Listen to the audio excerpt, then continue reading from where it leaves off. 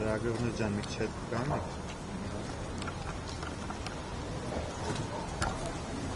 Okay. Տիկին Գրիգորյան ավելի վաղ մեծ զրույցում Պարտական Արամուրբելյանը նշեց, որ դատական նիստը, որը պետք է 3 լիներ, չէր եղել, քանի որ նախագահ առողջական խնդիրներ ուներ։ Մենք հասկանալ այսօր, այսինքն այդ խնդիրները շատ արագ վերացան, թե ինչն էր այս ապշտակության խնդիրը, ինչպես եք ներկայացնում այս իրողությունները։ Նախ ակնհայտ էր, որ տեղի ունեցած նկատում եմ նախագահ Քոչարյանը ստնդավորվել էր եւ դրանից հետո ակնհայտորեն որոշակի ժամանակահատված կա, որ նման միջամտությունից հետո պացիենտը պետք է որոշակի պայմաններում պահվի եւ որոշակի առօրյա ունենա, բայց հիմա հասկանալի է, որ քանի որ հրամանը իջեցված է, հնարավորինս արագ փորձելու են ժամկետների մեջ տեղավորվել, որպեսզի բավարարեն Նիկոլ Փաշինյանի այս բոլոր կրքերը, այդպես բոլորին նստացնելու, այս պատվերները պետք է իրականացնեն, դա ակնհայտ է, այսօր քաղաքական մեծամասնության տարբեր ներկայացուցիչներ են, ոգեշնչված լինելով Նիկոլ Փաշինյանի այդ ելույթներից, իրենք նույն բանն էին ասում էին, որ այո, այդ պատվերը մենք իջացրել ենք եւ իրավապահ համակարգը պարտավոր է իրականացնել այդ պատվերներն, ավելին ասում են նույնիսկ այն մարդիկ, ովքեր իրավապահ համակարգում փորձեն այլ բան մտածել կամ այլ բան անեն, իրանք դուրս են շփոթվելու իրավապահ համակարգից։ Այսինքն սա ակնհայտ այլևս պետական համակարգի ոտնահարման, պետական համակարգի ոչնչացման ակնհայտ դրսևորումներ են։ Եթե նման դրսևորումներ նախկինում եւս եղել են, բայց դրանք փոքր-ինչ քողարկված էին, համ մեկը SMS էր գրում կամ առանձին զանգում մի քիչ շշուկով էր խոսում, հիմա դրա կարիքը չկա, արդեն ազգային ժողովի անդունից այնքան են լկտիացել, որ կարողանում են նման հայտարարություններ հնչեցնել։ Տիկին Գրիգորյան, վստահաբար այդ հայտարարությունները լսում են նաեւ դատավորները, օրինակ այդ հայտարարությունից հետո ինչ սպասել այսօրվա դատավորի որոշումը։ Դուք շատ կարևոր կարծում եմ շեշտադրում արեցիք, որովհետև շատ հաճախ ասում են, թող արդար դատարանը արդար որոշում կայացնի։ Հիմա այդ դատավորը, ինչպես Հայաստանի Հանրապետության յուրաքանչյուր քաղաքացի, լսում է Նիկոլ Փաշինյանի ագրեսիվ հռետորաբանությամբ իր այդ շեշտադրումները, որ պետք է նստի եւ վերջ։ Հիմա դատավորը, եթե նույնիսկ պարկեշտ մարդ լինի, եթե նույնիսկ ուզենա արդար վճիռ կայացնի, նման ճնշմանը իսկապես չի դիմանա։ Ես դժվար եմ պատկերացնում, որ հիմա դատական համակարգում, եթե նույնիսկ կան եզակի մարդիկ են։ Ընդ որում հիմա պատկերացրեք, որ այս ամբողջ ժամանակահատվածում Նիկոլ Փաշինյանն բողոքում է, չէ՞, իբր դատավորներից բողոքում է։ Այն պայմաններում, երբ որ դատավորների մեծ մասը իր կողմից են նշանակված։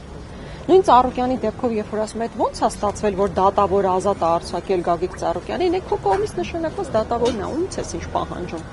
Բայց կրկնում եմ, սա աննախադեպ ճնշում է նաև դա ամբողջ դատական համակարգի վրա, եւ ես շատ ցավում եմ, որ միջազգային մեր գործընկերները, տարբեր դեսպանատներ, քար լռությամբ առանց որևէ ծպտուն հանելու հետևում են այս ամբողջ գործընթացներին եւ ավելին կարծես թե ողջունում են դեպի Եվրոպական միության Հայաստանի Հանրապետության շարժվելը, որ իհարկե հիմնականում դեկլարատիվ բնույթ է կրում, բայց ակնհայտ է, որ սրանք ուղիղ ռեպրեսիաներ են քաղաքական դաշտի նկատմամբ եւ եթե հիմա տեսնեք հիմնական ընդդիմադիր ուժերի առաջնորդների նկատմամբ ընդգծված քաղաքական ռեպրեսիա է, Սամվել Կարապետյանը տնային կալանքի տակ է, Գագիկ Ծառուկյանը գտնվում է ԱԱԾ մեկուսարանում եւ հիմա էլ նախագահ Քոչարյանի եւ իր ամբողջ ընտանիքի նկատմամբ իրականացվող ռեպրեսիաներ են։ Եվ շատ հաճախ մեզ հարցնում են, չէ՞, բա այս իրավական գործը ոնց կմեկնաբանեք, քննչականի այս հայտարարությունը ոնց կմեկնաբանեք։ Ես ուզում եմ իսկապես ասել, որ էական չեն, թե ինչ է գրված քննչականի հայտարարության մեջ կամ ԿՊԱ-ականների այդ հայտարարություններին, որովհետև դա չլներ մեկ ուրիշը կլներ, այդ մեկը չլներ ուրիշ բան կլիներ։ Կարևորը հասկանալ քաղաքական ամբողջ կոնտեքստը, թե ինչու են իրականացվում հետ ընտրական փուլում նման ռեպրեսիաները, որովհետև սովորաբար եթե մի փոքր ռեպրեսիաներ միջև ընտրություններն են իրականացվում, դա մի տրամաբանություն կա, որ պետքա վերարտադրվի իշխանությունը, բայց իշխանության վերարտադրումից հետո աննախադեպ նման ռեպրեսիաները մի նպատակ կարող են հետապնդել, այն է առաջիկա բարդ գործընթացներից համար, բարդ նկատի ունեմ զիջումներ, սահմանադրության փոփոխություն, Տիգրան հանձնում, այս բարդ քաղաքական գործընթացներից առաջ մեկուսացնել հիմնական դերակատարներին, որոշակի տեսարաններ ապահովել սեփական ընտրազանգվածի համար եւ այն մարդիկ, ովքեր երբեք չեն քվեարկել Նիկոլ Փաշինյանին եւ համաձայն չեն տարվող կուրսի հետ, ուղղակի վախի մթնոլորտից ելնելով այլևս որևէ բան չխոսեն։ Այսինքն ես շատ կարեւոր եմ համարում, որ մենք այս հայացքով նայենք իրադարձություններին ու հասկանանք քաղաքական ամբողջ ենթատեքստը տեղի ունեցողին։ Տիկին Գրիգորյան, ինչ է կարծում, ինչպիսին կլիներ նույն այդ միջազգային հանրության արձագանքը, եթե նման իրողություններ տեղի ունենային, օրինակ Ռոբերտ Քոչյանի իշխանավարության տարիներին։ Դե դա կարծիք չի, դե ամեն ինչ դրսևորվել է բավականին սուր հայտարարություն եղել են, կարծում եմ մեր բոլորի մոտ էլ այդ բանը տեսարանը շատ տպավորված է, թե Սվիտալսկին ոնց էր գնում դատարան, հա տարբեր քաղաքական գործիչների համար ներկա գտնվելու եւ նաեւ քաղաքական խոսք էին հնչեցնում։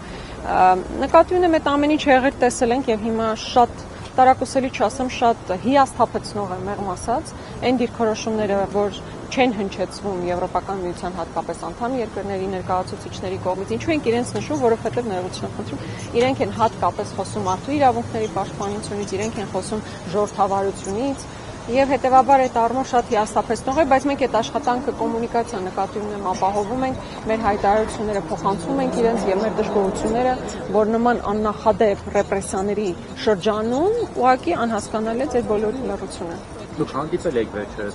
եվրոպական դեսպանների հետ։ Հա, Մեծ Բրիտանիայի դեսպանի հետ ենք անձամբ հանդիպել։ Դե իրենք ավելի լավ լսող են, քան լավ լսող են։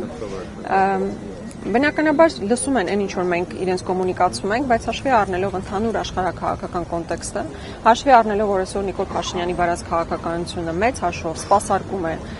որոշակի իրենց ընդհանուր շահեր, նախընտրում են լռել, այսինքն ինդուլգենցիա Նիկոլ Փաշինյանը ստացել է նման ներքին ռեպրեսիաներ իրականացնելու համար։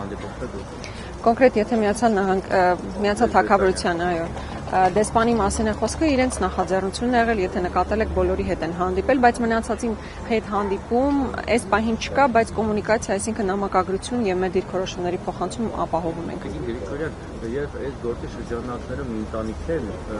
դերակալել եւ կալանավորել, ասել ընտանիքի հորը տնային կալանք են տվել, գիտեմ, մորը կալանավորել է, երեխաներին կալանավորել, թորներին եւ դա լավ չեն պատկերվի։ Դուք ծանոթ եք այդ ինչ ընտանիքա, ոնց է հայտնվել այս գործի մեջ, ովքերն ի վերջո կալանավորված։ Տեսեք, որքանով ես հասկանում եմ, ընտանիքի հայրն է, տանը թողել են ընտանիքի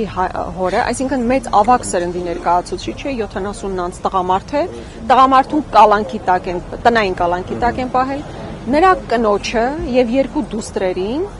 կալանավորել են։ Դուստրերից մեկը ունի 3 անչափահաս երեխա։ Հիմա այդ 3 անչափահաս երեխաները զրկված են եւ մոր խնամքից եւ մեծ հաշվով անմիջական հարազատ չունեն, ով կարող է իրենց խնամել, որովհետեւ մայրը կալանքի տակ է, մորաքույրը կալանքի տակ է, տատը կալանքի տակ է, պապը կալանքի տակ է։ Ես հիմա մնացած իհարկե մանրամասները տնային կալանքի տակ է, այո, դե տնային դժվարանում եմ դա ասել, նույն տանն են, թե չգիտեմ, համենայն դեպս աննախադեպ իրավիճակ է եւ ամբողջ ընտանիքը կալանքի տակ է գտնվում եւ սա ես կարծում եմ սովորական այլ պայմաններում որոշումը այլ կլիներ, բայց հաշվի առնելով որ Նիկոլ Փաշինյանի երեկվա իր այդ հիստերիկ դրսևորումները տեսելա նաև այս դատավորը, ինքը չէր կարող այլ որոշում կայացնել եւ ես մի փոքր առաջ ես դրա մասին էի խոսում, որ դատական համակարգի նկատմամբ կան նախադեպ ճնշում եւ որևէ դատավոր, ինչպես ինքն է ժամանակին ասում, կգտնվի արդյոք մի դատավոր, որի մասածը չանի, հիմա մեծ հաշվով նման իրականության մեջ են ապրում։ Չէ, երբևէ չեմ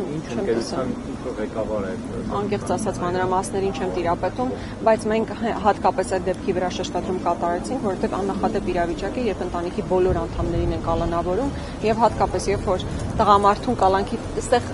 սեռային տարբերակում չեմ դնում, ամեն դեպքում 2-3 անչափահաս երեխաների մորը, նրա մորաքրոջը, տատին եւ պապին կալանքի տակ են պահում։ Սա պետք է ուղղակի հասկանալ, թե ինչպիսի աննախադեպ իրավիճակ է։ Եվ երեխաների հանդեպ կարող է երեխաների հետ բաներ ասել։ Չգիտեմ, կարելի է հետաքրքրել։ Ստեղծած իրավիճակում